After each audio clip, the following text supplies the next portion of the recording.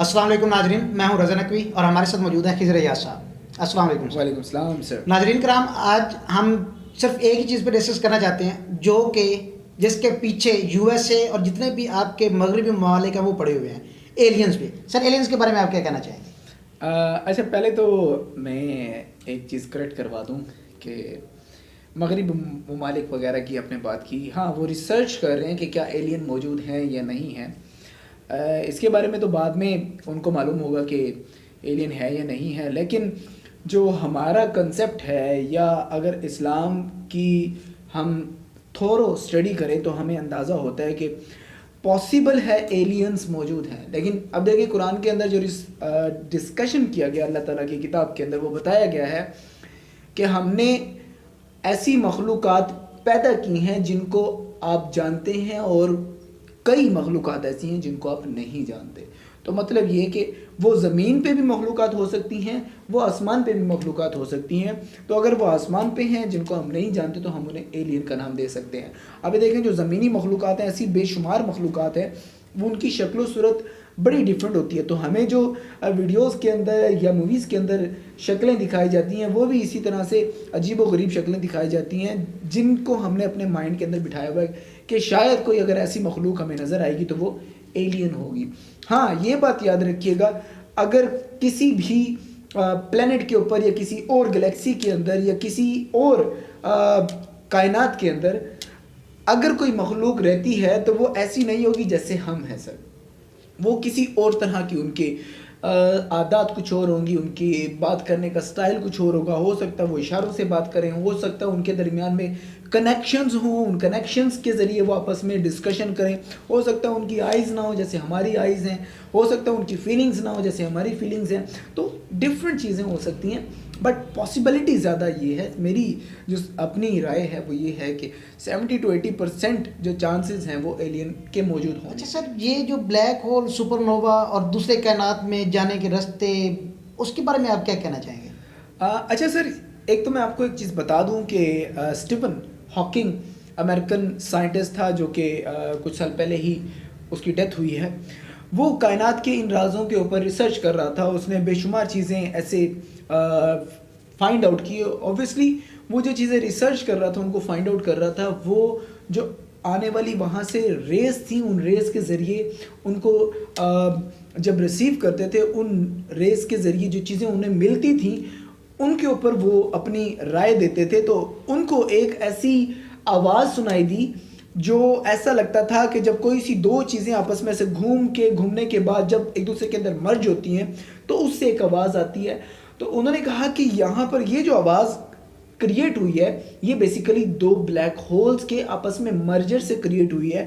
انہوں نے اس کا نام دیا سپر نووا بلیک ہول۔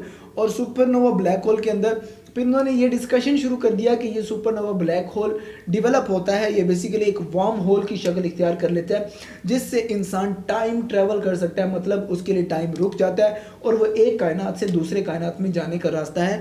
یہ ایکچولی بتایا گیا تھا، لیکن اس کے اندر کتنی صداقت ہے یا کتنی نہیں ہے یہ سائنس اپنی ریسرچ کر کے بتائے گی۔ بٹ اگر میں اپنی پرسنل سجیشنز دوں یا میں اپنی رائے کا اظہار کروں تو میرے حساب سے ایک کائنات سے دوسری کائنات کی طرف جانے کے راستے موجود ہیں اس کائنات کے اندر۔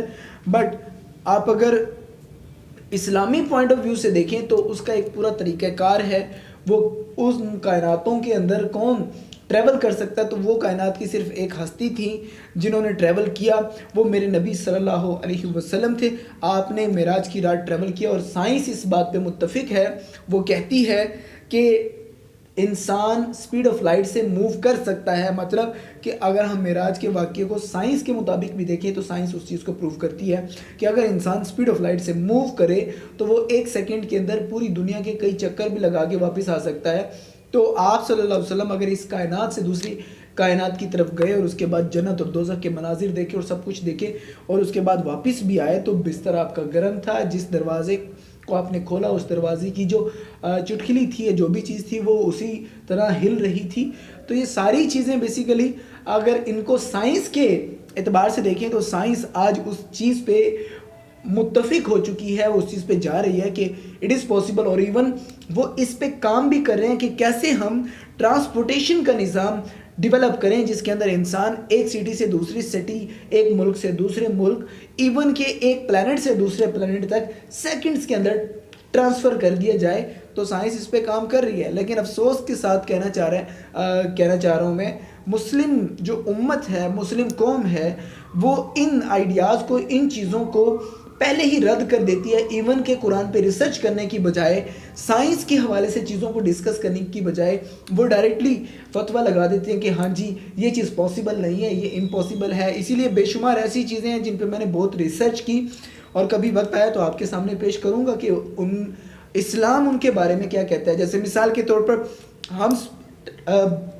رفتار کی بات کریں، جو ٹیلی پورٹیشن کا نظام یہ ڈیولپ کر رہے ہیں فرسٹ ورلڈ کنٹریز وغیرہ، امریکہ ہو گئے، باقی لوگ، یورپ کے لوگ، تو یہ اسلام نے آج سے 2000-3000 سال پہلے یہ کام سر انجام دیا ہے. لیکن اللہ تعالیٰ نے اپنے قرآن کے اندر فرمایا ہے کہ اگر آپ اللہ کی کتاب کا صحیح طرح سے علم رکھتے ہیں تو آپ یہ سارے کام کر سکتے ہیں. سر برمودا ٹرائینگل کے بارے میں آپ کیا کہیں گے؟ برمودا ٹرائینگل کے بارے میں سر بے شمار ابہامات بھی ہیں، بے شمار اس کے بارے میں آپ یہ دیکھ لیں کہ کنسیپٹس ڈیولپ کیے گئے ہیں کہ وہاں سے کوئی چیز اوپر سے نہیں گزر سکتی، کوئی ایسی طاقت ہے، کوئی ایسی شکتی کہتے ہیں کہ جی ہے، اگر کوئی اس کے ایریا کے اندر سے اسپیسیفک ایریا گزرے گا تو وہ اسے انگلف کر لیتی ہے، کھینچ لیتی ہے اپنی طرف. وہ ایک ٹرائنگل نما ایریا انہوں نے کیا کر دیا ہے، باؤنڈری لگا دی ہے، اور انہوں نے کہا کہ یہ برمودا ٹرائنگل کا ایریا ہے، اس ایریا کے اندر کوئی نہیں جا سکتا. اللہ الحق ہے سر، وہ سب جانتا ہے کہ کون سی جگہ پہ کیا ہے. مختلف لوگوں کی مختلف رائے ہے. جیسے کچھ لوگوں نے یہ بتا دیا کہ وہاں کوئی ایک بہت بڑا لوہے کا توا ہے، یا کوئی ایسا توا ہے، مقناطیسی توا ہے جو ہر چیز کو اپنی طرف کھینچ لیتا ہے. بے شمار لوگوں کی بے شمار رائے ہے. لیکن میری جو پرسنل رائے ہے، میں کہتا ہوں کہ شاید وہاں پر دجال کی ایگزسٹنس ہو سکتی ہے سر. میرا اپنا پرسنل ماننا یہ ہے کہ وہاں دجال کی پریزنس ہو سکتی ہے. آپ اس کو میں کیسے جسٹیفائی کر سکتا ہوں؟